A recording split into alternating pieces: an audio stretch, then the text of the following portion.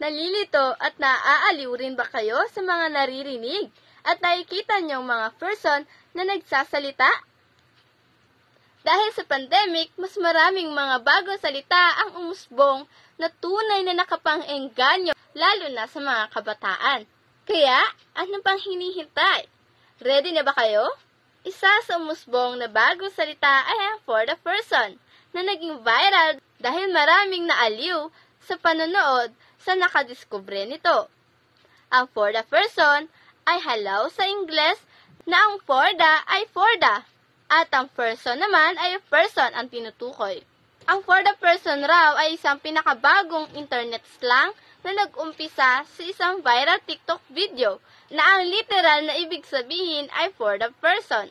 Ang for the person ay hello sa Ingles na ang for the ay for the at ang person naman ay person ang tinutukoy.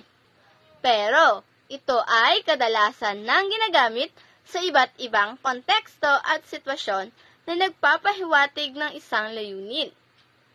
Halimbawa, for the gastos na naman ang person ngayong taon. Nakilala si Christian Austria na isang content creator sa TikTok ng tinaguriang for the person dahil sa nakaaaliw at nakatutuwa na makikita ng mga video sa TikTok nito. Ayon kay Christian, ay nakita niya lang din sa isang YouTuber ang salitang iyon. Ngunit sa hindi inaasahan ay dahilan sa lango sa alak nang siya ay nag-video ay mas nag-viral pa ito.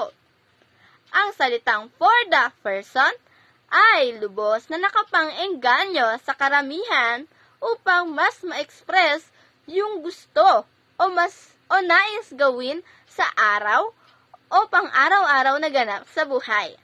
Ang salitang for the ay sinasabi upang mas bigyang sosyal sa pandinig ang mga bagay na gagawin ng isang tao sa bawat sitwasyon.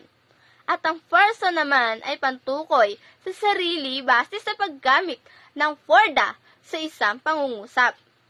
Narito ang mga ilan sa halimbawa na kung saan ay ginagamit ang for the person ng mga tao sa iba't ibang sitwasyon. Hello mga person, we're going to Cebu. Nakapaglagay na kami ng bagahe, so for the laps muna mga person. Hello mga person, it's day 3 in Cebu. Bueno ka boses. For the interview.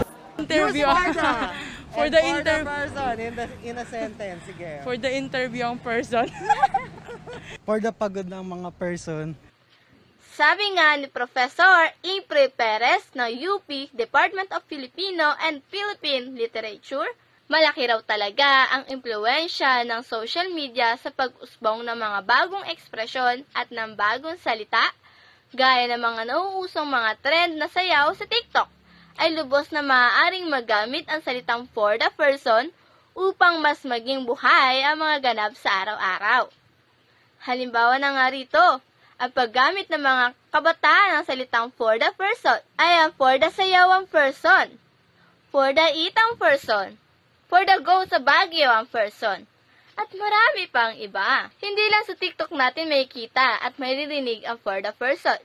Dahil maaari na rin natin itong makita sa iba't ibang post na gamit ng social media. Katulad na lamang ng pag-post sa Facebook at maging sa usapan din sa mga group chat sa Messenger ay pwede na rin. Eh ikaw, ano for the person mo? Tara na't maki-for the person na rin.